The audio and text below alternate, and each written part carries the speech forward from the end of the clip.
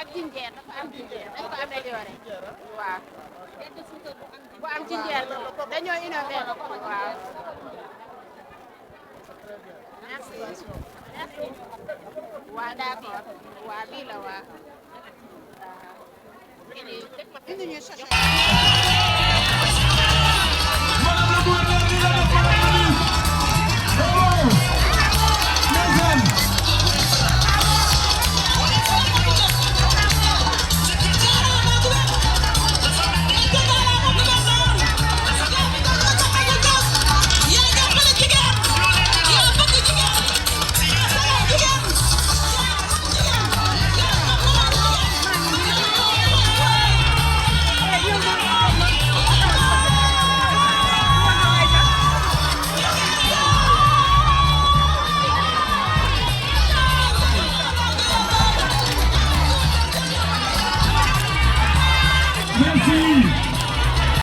La présidente de la délégation de Diourbel l'a rappelé tout à l'heure. Il s'agit également de mettre en place des équipements et infrastructures sociales et sanitaires suffisants et adaptés aux besoins des femmes et des jeunes filles. Il s'agit aussi d'aménager et de réhabiliter des pistes de production, faciliter l'accès des femmes à des financements conséquents. Axe 4. Bonne gouvernance et engagement africain. Il s'agit de mettre en place un cadre de concertation des femmes au sein de chaque pôle, accompagner les organisations de femmes à renouveler périodiquement leurs instances de gouvernance, renforcer le leadership féminin et promouvoir l'accès des femmes aux instances de décision. Aussi, nous femmes du pôle Diourbel-Louga, nous nous engageons à bannir le gaspillage dans les cérémonies familiales qui anéantissent souvent le fruit de plusieurs années d'efforts. Nous nous engageons à participer pleinement au développement économique, social et culturel de notre pôle, mutualiser nos forces, faire preuve de résilience en toutes circonstances, gérer et rembourser dans les délais les financements qui sont octroyés conformément aux objectifs fixés. Vive les femmes du pôle Diourbel-Louga, vive les femmes du Sénégal. Merci. Fierté que je vous souhaite, Madame, Messieurs les ministres, au nom du maire Moustapha Diop, la bienvenue à Louga, ville de culture, de dynamisme et de solidarité. Votre visite, Madame, Messieurs les ministres, dans notre chère ville, marque un moment historique pour notre communauté, surtout dans le cadre de la Semaine de la Femme, dédiée à célébrer les réalisations, le courage et la résilience des femmes. Madame, Monsieur les ministres, votre présence ici pour le lancement officiel de la Semaine de la Femme témoigne de l'attention particulière que vous accordez aux préoccupations des femmes, en particulier celles du pôle Louga-Diourbel. S'il n'y avait pas l'enfant, je les rencontrerai avec la main, mes doigts. Privé de main et de doigts, je les rencontrerai avec le reste de mon corps. Car l'important pour moi est de raconter des choses aux autres et à ceux qui écoutent.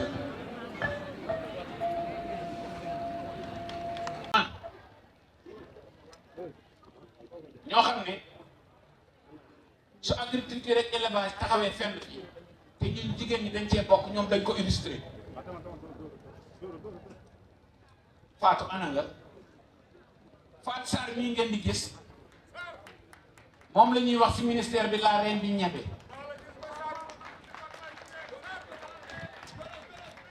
Fatou mii ngeen di gis elle fait partie je dis Si ce n'est pas l'unique, c'est la seule femme au Sénégal qui fait 500 hectares de culture.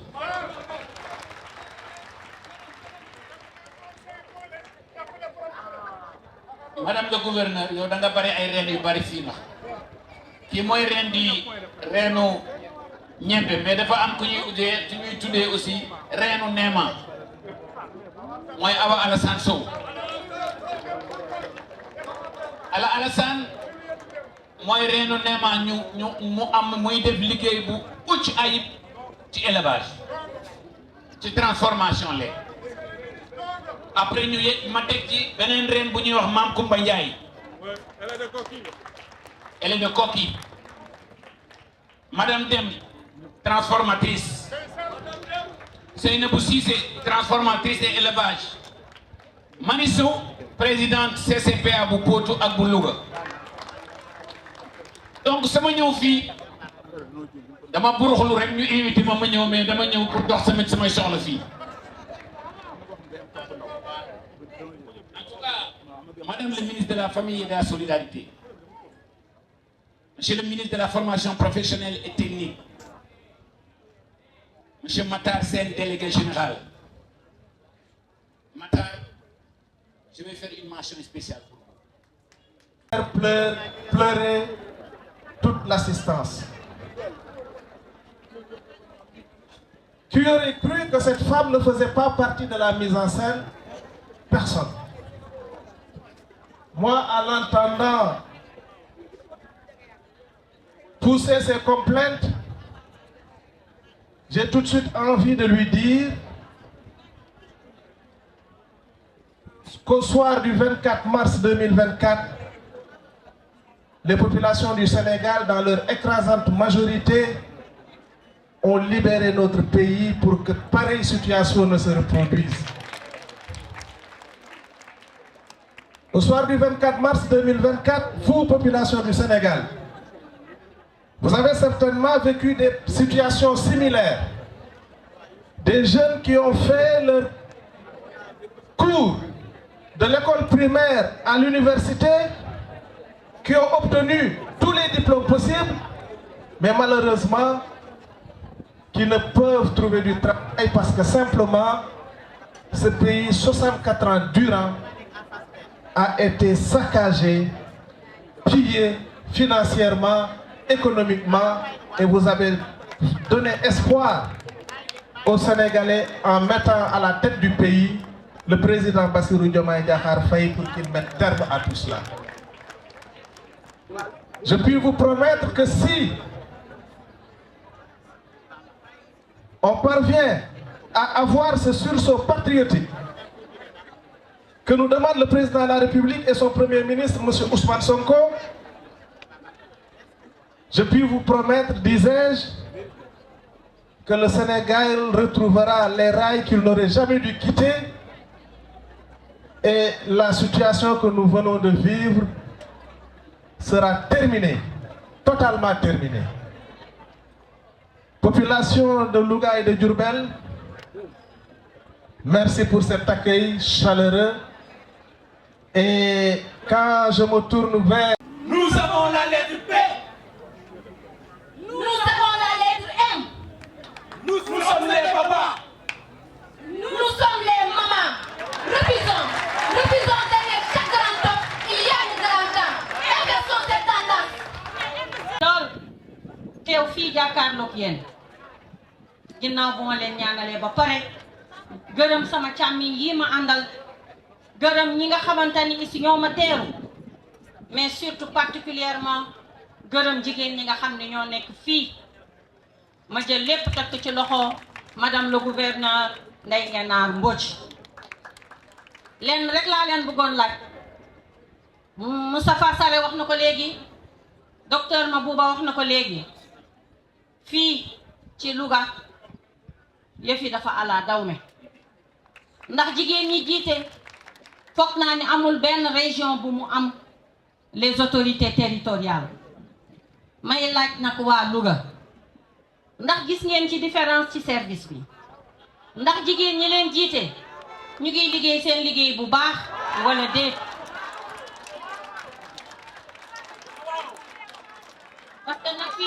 wax représentativité foog naa ne romb nañu parité ndax lu tolloog 80 wala 90% ci jigéen ñi ñoo ko yore kon nag jigéen ñaa ngi doxal ma bëggoon xam ndax kontaan ngeen ci ñoom wala déet. ñooñu ko dégg Aïcha na kontaan ngeen leen wax ah. kon nag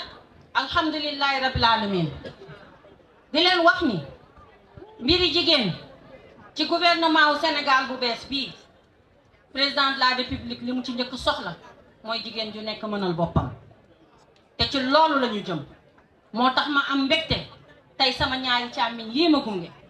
ñu ànd di liggéey ci gouvernement bi waaye ci biir solidarité gouvernementale ñu xam taxawaay bi jigéen am mais surtout ndimbal bi jigéen soxla ñu ñëw tey ànd ak man fii andil leen ay matériel mi indil leen formation ndax man wax naa ko de mënuñoo def dara te jigéen ñi formé wuñu leen ñun suñu concept des 4F muy femme formalisation formation financement la ñu bëgg dëggal te tey jii monsieur le ministre Mabouba Diagne wax na ko ñu ngi ànd di liggéey ci ay concept yu bari pour jàppale leen ci liggéey bi waaye formation boobu dama ciy taxaw na ngeen xam ni tey monsieur le ministre Njekk Sare bu fi ñëwee daf ko dëggal kon nag mbir mi ci yéen la des vous les femmes na ngeen xam ni formation bu ngeen def dafa war a ànd ak njëriñ loolu mooy tax jigéen bu am autonomisation Sénégal mën a développé wu te nag la vision Sénégal 2050 foog naa ni ci ñeenti axe wax nañ ci lu bari jëmale ci jigéen ñi kon nag gouvernement bi projet bi vision bi suñu yëf la moo tax ma ni nañu essayer jigéen ñi ba xam nañu mottali li nga xamante ni mooy taxawaay bi ñu mës a am ndax nag jigéen mësul des ginnaaw